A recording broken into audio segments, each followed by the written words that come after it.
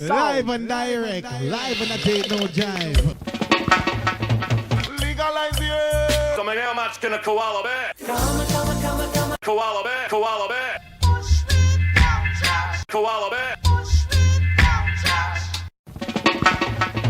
Barry pulls a joint out of his pocket. Bill says, "Great, Barry, a reefer." Hi, welcome back to another episode of the Koala podcast. And up the tree with me today is Griffin Basden of Alpha Root. And we're going to discuss the exciting topic of the FDA and Schedule 3 and what, if anything, is going to happen over the next year. Most people who've spoken to me know my opinion that I think nothing's going to happen. But I like to be educated otherwise. Griffin, firstly, what led you to the world of cannabis? Is it something you wanted to do or you just fell into? I think that cannabis is one of my special interests. And so I kind of fell into it after a few years in the insurance space. A recruiter reached out, nice little LinkedIn story, they saw me and the rest is history. 4 years later, I really want to stay in this industry for the rest of my career at this point. I entered it knowing that I'd never be leaving it, basically, because human beings have loved to take something really simple and excuse my French, complicate the fuck out of it Yeah, to a point where it just gets ridiculous. And in a way, this is I said that because this scheduling activity uh, is to me seems another way for the federal government to place a whole range of extra jumps, skips, things that people need to apply to appeal. And it's obviously designed really to appeal to the big end of town, not the small end of town. A whole range of issues. And my main thing is Trump only did it because I know that one of his sons-in-law probably made a lot of money on the markets at the same time when they did at least three announcements before he did something over a 4-week period, and the stocks went right. up, and you know that they bought on the up, but you'll never find out about it. I'm going to keep saying this. You're never going to find out about it until he's in jail or dead. Uh, Yep. so That's it. that's how I find this administration operates. So I'm reading a Yes. lot of stuff at the moment, especially from, and I deal with lawyers and law firms, and fantastic for them for saying, writing all these articles, and there's lots of bullet points, and they're saying, well, this means that these rules are set in this way, and this is going to happen. But if you read between the lines, I mean, Pam at the moment is, of course, being abusive to women who have been abused, Yes. and she hasn't got Mhm. time to deal with cannabis. But that's the first thing that they've done, the DOJ, is, oh, we don't know when, we just, I know he asked us to do it, but we'll just do it when we feel like it. How are you feeling about all this, all the process of it and the reality of that process?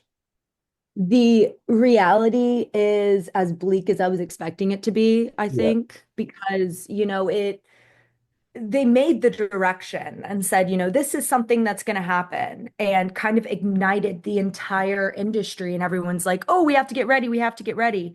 Whereas you and I know it could take a year. I mean, they could sit on this for Well, 18 months, there's a 20. guy from Normal who said, he expects it to take 10 years.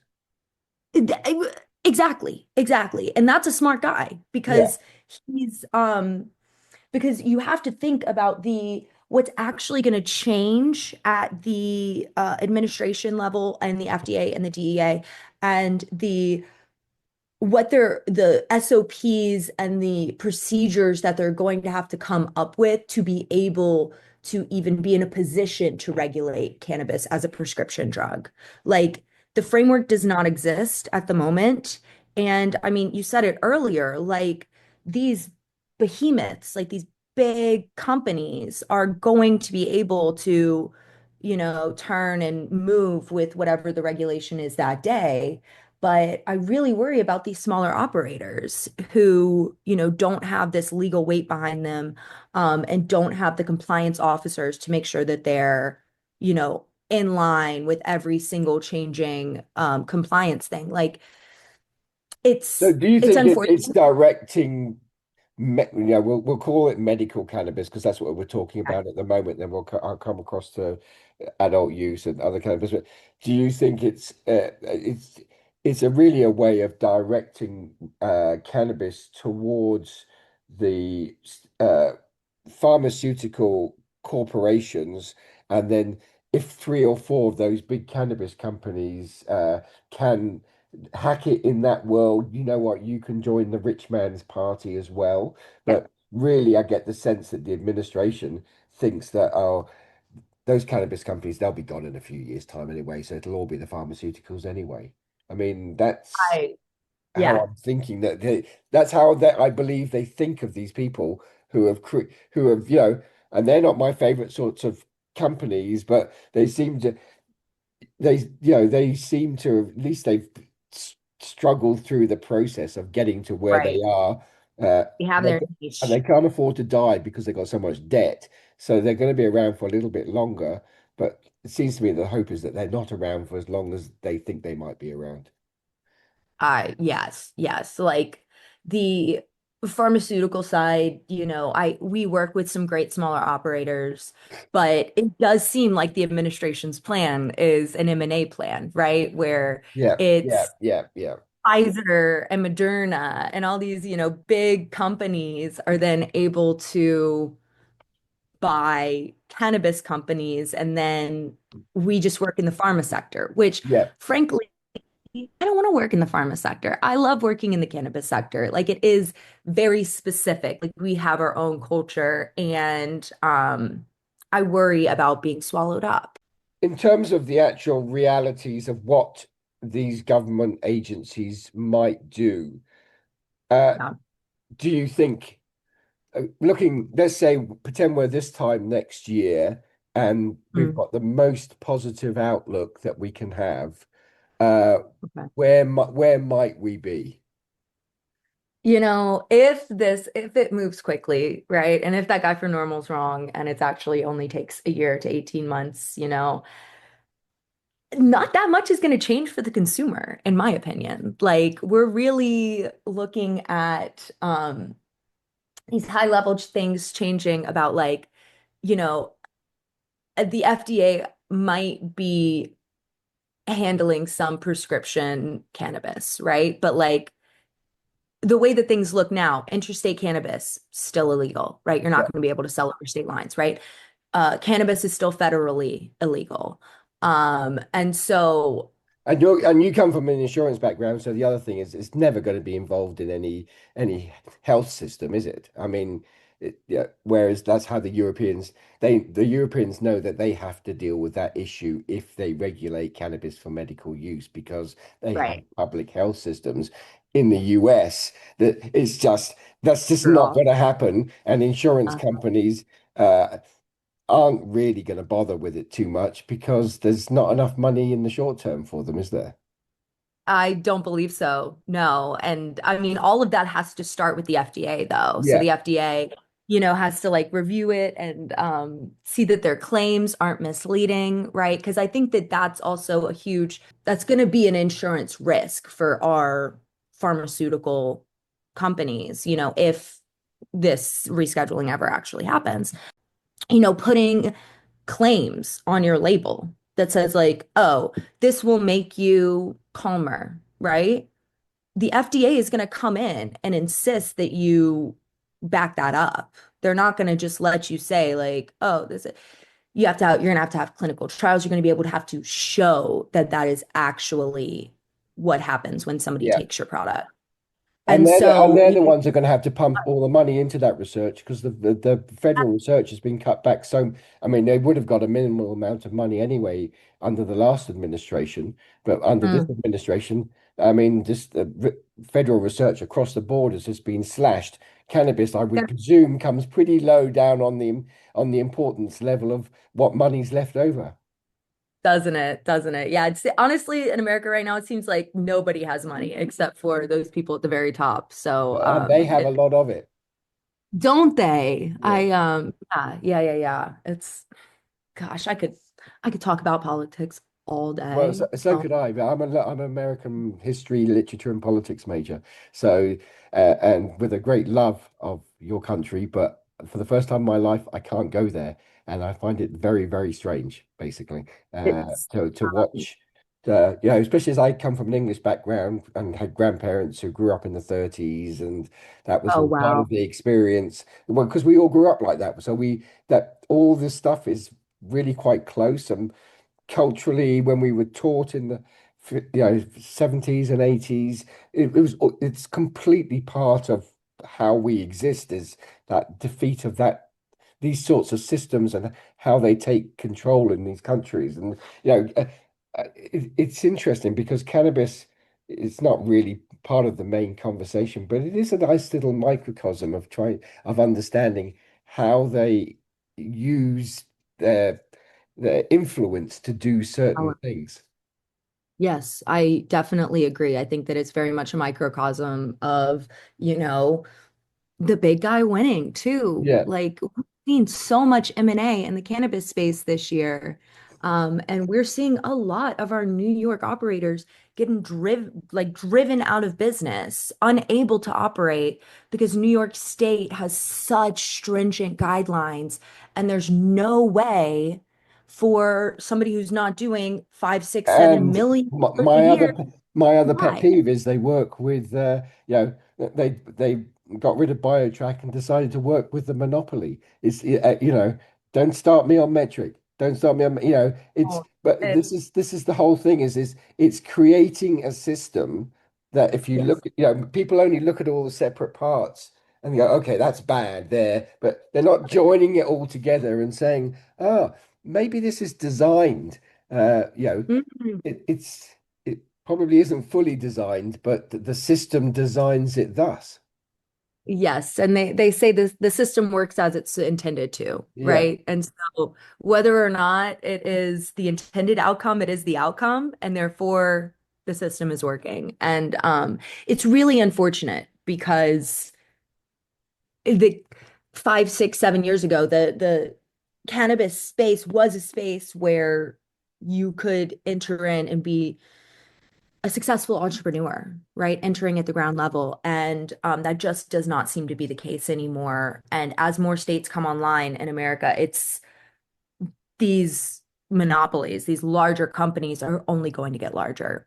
Companies like yourself, in Mm. terms of business planning, are you still like racing to keep up with yourself on a monthly basis? And so like long-term business planning doesn't really exist? Or are companies beginning to think, okay, if I can't operate within the US in the way that I want to, I do have enough knowledge and internal intellectual property to create some sort of international business. Now, I'm beginning to see the little tastes of that, but I don't see American companies yet quite working out how to do it, say like the Canadians have. Exactly. Because that was like the first thing I thought of was Yeah. Canada. We have, a few insureds that we work with up in Canada, and it's it's a different framework. Like literally, the vibe, without a better way to describe it, just is night and day based on, you But know, I see Curaleaf, who are my least favorite company. I mean, they started doing this 18 months ago. They now, market themselves as a UK company. They market themselves Mm. as a German company. They market themselves as a European company. They're trying to get into the Australian market. They'll find it harder than they think they will. Australia is always a hard market to get into. Um, but I don't see many other American companies thinking in that way. Is that because still working within a US state will basically earn you more money in revenue than working across, say, five nation states in Europe or something? And there's less investment Uh, too. the it's interesting because it is a cost benefit, I believe, Yeah. for these companies. And I'm going to say yes, but it depends on the state, right? Like New York's hurting, but Oklahoma is the Wild West right now, right? It's Like it's been like the Wild West for a while. period. Uh, but like anyone can open a Yeah, business in Oklahoma. So these companies do have an opportunity for some major M&A activity within these particular states, but we're all constrained by the out of date framework that the federal government has provided us because we live in a global economy and yet cannabis is unable to well, move. that's what I'm trying to drive to because It's obviously like you not live in the country that created a globalized multinational economy, but can't do it with the weed. right. It's crazy. And it's like everything else you can. And, it kind of puts some of these smaller states at a disadvantage, right? Because you need to cultivate and then manufacture and then dispense all in the same state. And so I live in North Carolina. Yeah, We are a huge farming state, but it's still illegal, right? yeah, There is no medicinal, nothing is legal in North Carolina for cannabis. And so there are a lot of struggling farmers, right? Who, soybeans, tobacco, like that could switch to a hemp or a cannabis product, right? And possibly make a killing. But because of the legal framework right now, they're unable to. And it hurts my heart because it's like I see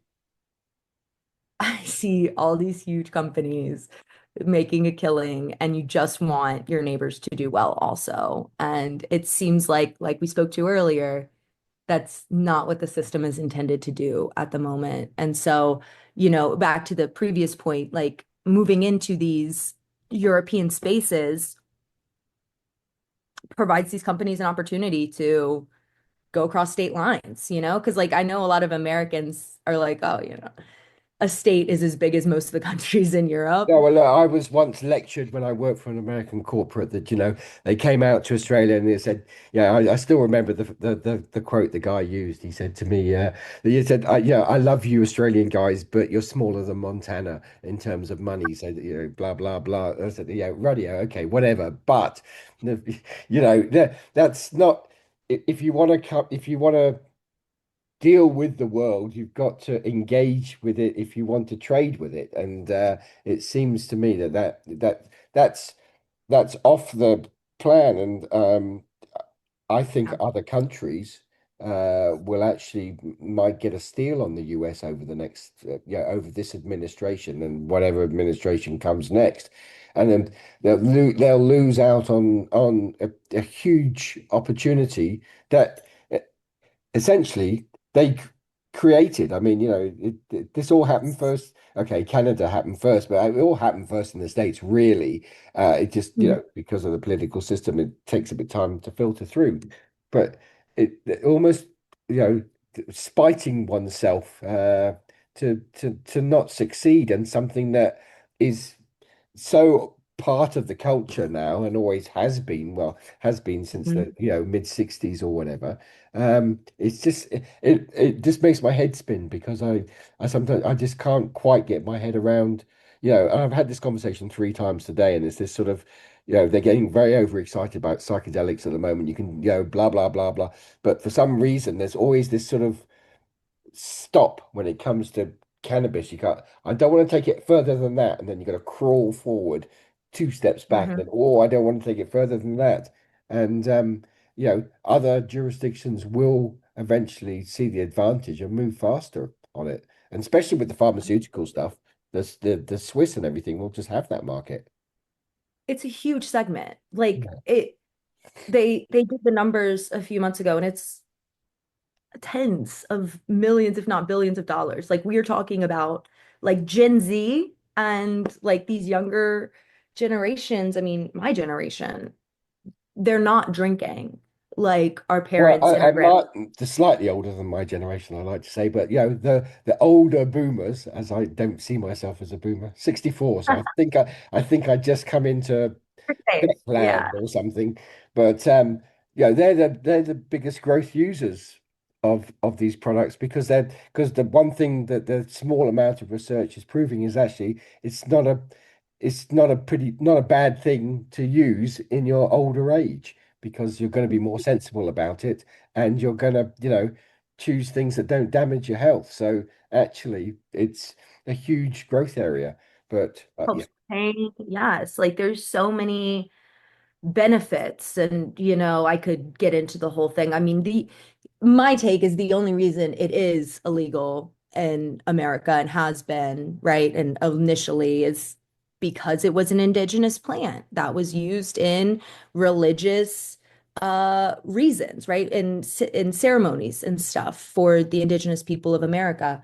And it I heard something the other day, and it is everything that's wrong with America, you can tie back to racism. There is the reason we are the way that we are, the reason that things suck well, the I way mean, that they look, do. for me, it's still crazy. Every time it's written in legislation, they use the word marijuana.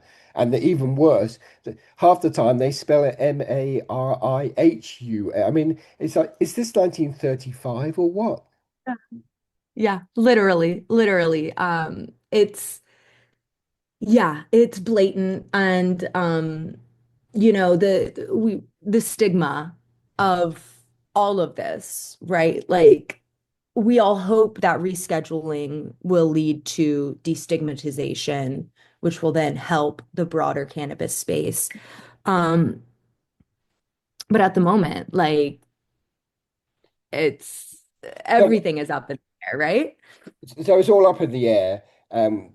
Basically, we both knew where we would come to in this discussion is that, Mm. rescheduling doesn't really mean anything, but it created a lot of media and government departments now uh, can do the things that they were already about to start doing anyway. But because somebody with a big ego could write his name on a piece of paper, that got everybody excited. So, the other issue is because, be, yeah, as we're talking about design, because this is really working towards creating some sort of medical environment, what do you Mm. think this means for adult use as a federal right within US society over the next 20 years? I mean, do you think it's a reality, or they're just going to say, you know what?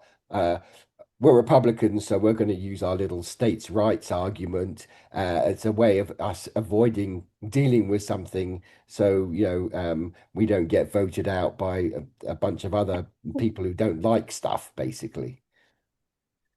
Republicans don't like anything, so Yeah, yeah, yes. yeah, I think, well, what I think and what I hope, I think are two separate things. yeah. What I hope will happen is a federal regulation board for cannabis and hemp, right? Some guidelines at the very top. And we have similar frameworks for tobacco and for alcohol in So America, right? when you say you hope, do you hope Mm. because you are aware that other people are interested in a structure like that, or do you hope because, as you just said, I know that there's an alcohol board, I know there's a tobacco board, I know that there's a so and so. Unfortunately, I It's the think it's the latter. second. Yeah. Unfortunately, we do have the framework already, but also my stance is that the best thing for the consumer is a well-regulated market. And so, what's even the point of having a product if you're not worried about the consumer? And so, kind of, and that's where I start, where I'm like, if we can regulate things well from the top and give states some leeway in how they, hand down, these expectations to operators, then the consumer will be safer from testing guidelines. There's not going to be this huge drop in quality from state to state. There are when you go into a dispensary, it's like a McDonald's. Everything's the same, It's not like you're like walking into something new. What I think is going to happen, unfortunately, is more of the same. I really do expect that these larger operators have created a monopoly over these past 10 years. I think that there is a ton of M&A activity going on in the cannabis space, and we expect the same for this year and into next year. And so Do you if think as these they get bigger, they'll be able to exert influence upon state cannabis commissions, which we're not seeing too much of at the moment? But I mean, most Hmm, of them are so useless. I presume if somebody started giving them some brown envelopes, they Douglas. would happily, quietly accept them and start. Well, they don't need brown envelopes; they just need a gala party these days. These sorts of people. Exactly. That'll normally make them happy and do what the big mummies and daddies tell them to do. But I mean, Mhm. it's just interesting because I don't think there's that much. But what you're suggesting to me is that might be the world that we're moving into. And so the only reality left is the courts as a way of controlling these types The of courts businesses. don't exist in the US anymore. I I do know, I apologize. know. No, I They was just said leading you sexual into that. profiling was okay. So Yeah. it's like the literally the cat is out of the bag. Like it is a last ditch effort for the other side to get what they want. And as far as the rest of us, not so much. It's very refreshing to talk to somebody in the cannabis industry who's very open about how on a knife edge that your systems are at the moment. Because most people, but it's bizarre. If you read cannabis on LinkedIn, which I'm sure you do in your feed, you would think it's like 1995 in the middle of Bill Clinton world or something, where we actually live in an entirely different world, and people just sort of invent a fantasy that business is fair, this is fair, everything, the system work, and it's not like that, isn't it? Yes, and I think that people are saying what they want to believe in a way, and it's tough. And I mean, I hope that, me being so frank isn't gonna upset any of your listeners, No, but no, I mean, and it's well, if you are and you do, they all the need to better. get out. Basically, that's otherwise it's boring to listen to, isn't it? Yeah, it's February 12th now, Yeah, and things are bleak at the moment. Our systems are failing us. Minnesota is a mess, and this culture war is not two-sided, right? It is yeah, all of us and then a few weirdos. So and the weirdos are in power, and so it's a and they're very, very and they're very very weird as well. That's the they're issue. so weird. It Yeah, is yeah. crazy. I'm trying to stay offline because there are things I just don't need to Yeah, know. well, no, Like, I've reduced my media, that sort of stuff. I literally limit myself to something like 7 minutes a day in the morning, you're and better that's than it. me. I just don't bother with it anymore. It's because I know if I want to know about it, I will just read a book about Germany in the 1930s. I don't really need to know what's happening And today. then you just copy paste. It's Yeah, the exact exactly, same. exactly. Exactly. We've just been watching a show on British TV called it's pretty corny. It's called Hotel Portofino, and it's set in Italy in the 1930s. And it's one of those sort of English period drama things. But you literally watch the whole thing, and you just think it could be called Hotel Santa Barbara, basically. It's Uh-huh. exactly the same.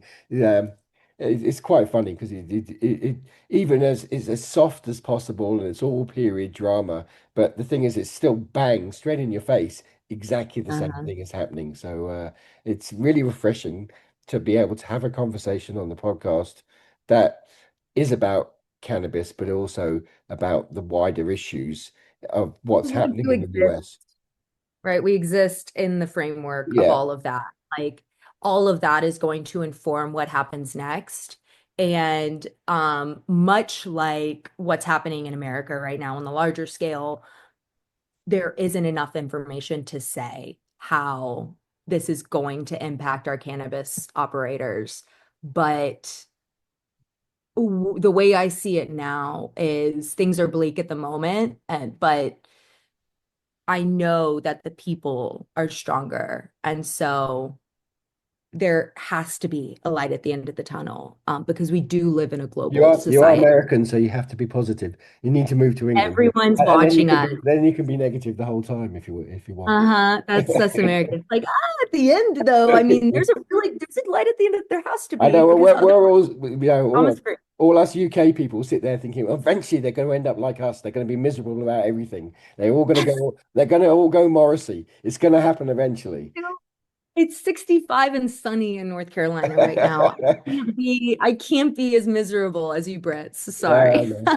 Okay, well, look, Griffin, thank you very much for being on the Karma Koala podcast, and thank you Thank very much for you. just talking through these issues, in relation to wider things. I'd love to have you on later in the year.